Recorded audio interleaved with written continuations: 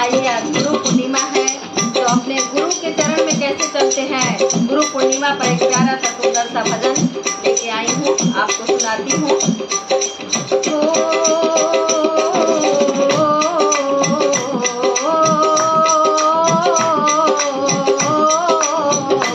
गुरु चरण मिलेला बड़ा भाग से, गुरु चरण मिलेला बड़ा भाग से, गुरु चरण मिलेला बड़ा भाग से, अनुराग से, अरे भाग से अनुराग से, गुरु चरण मिलेला बड़ा भाग से, गुरु चरण मिलेला बड़ा भाग से।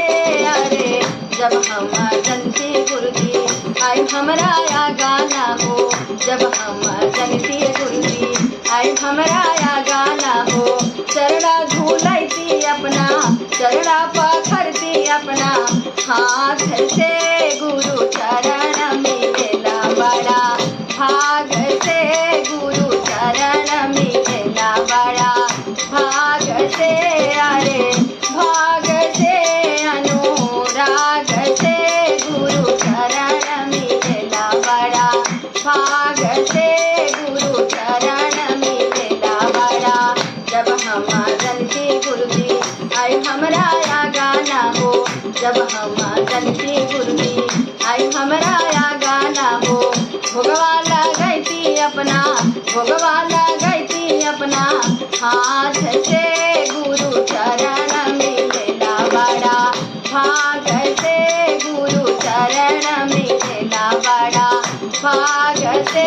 अरे भाग से अनुराग से, अरे भाग से अनुराग से, गुरु चरण मिलेला बड़ा भाग से, गुरु चरण मिलेला बड़ा भाग से।